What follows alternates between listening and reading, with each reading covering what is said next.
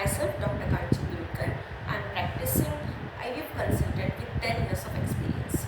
Today, we are going to talk about, in continuation of our video series, that is, what if the ovulation monitoring or follicle monitorings we have done, and we have already completed 3 to 4 cycles, then what we should do next. So you have done your ovulation study, you have done follicle monitoring. In this, your egg is rupturing, the ovulation is happening on, say, maybe 12th day, 14th day, or maybe 16th day. The egg is rupturing. That time you are having proper contact is happening, and still you are not able to conceive. So what can be the next step that you should do to know whether what can be the reason that the ovulation is happening and other things are okay, that we should check. If ovulation is happening, what is your AMH? Have you checked your AMH? Whether it is a low AMH, whether you are having PCO, that can affect the egg quality. Then whether your tubes are patent or not. That is, maybe you have done the ovulation study, but you have the tubal patency has not been done. Maybe your tubes are blocked. That's why ovulation is happening, still the consumption is not there. So this is the second test you should do, very important, AMH testing, then tubal testing. And if at all not done previously, then semen analysis. We have seen the patients, they have done 5, 10 ovulation studies, but they have not done the single test, that is semen analysis. So this should be done, if at all not done previously, semen analysis. Then, as I talked about, tubal testing either can be done with SSG, that is saline salpingography, can be done with HSG, that is hysterosalpingography, or can be done with diagnostic hysterolaparoscopy, that is a laparoscopically we see the abdominal cavity, uterine cavity, and also we see for the tubal patency using the methylene blue dye test.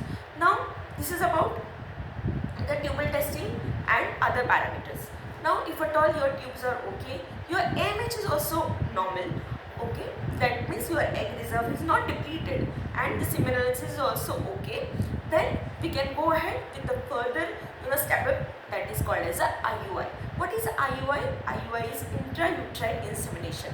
That is a step ahead, and it is not just a IUI, it is controlled ovarian hyperstimulation with IUI. In this, what we do is we rather than going for the ovulation of a single egg, we go for super ovulation. Super ovulation is what? That rather than forming the single egg, we give you gonadotropins injection along with oral tablets. We give you oral ovulations and gonadotropins, and this will cause the super ovulation, that is called a rupture of 2 or 3 eggs, that is called super ovulation, and this will help you increase the success rate. Also we do the IUI. IUI is what we do when the ovulation has happened. At that time we do the intrauterine insemination of the semen sample, that is washed. Washed is basically what we do in the washing, that we separate the non-motile and the motile sperm, and we transfer this highly motile sperm into your uterine cavity. So it increases the success rate, the IUI of pregnancy. So if we say that ovulation study or follicle monitoring has a success rate of around 6 to 8%, then the IUI definitely has the increased success rate, that is around 10 to 15% for per cycle, and the cumulative success rate for 3 to 4 cycles is around 35 to 40%. So this is the cumulative success rate. So as many as 5 to 6, depending upon case to case, of course it will vary, the number of cycles of IUI we do. And yes, if at all no major problem is there, then you can conceive with IUI itself. So this is about today's video.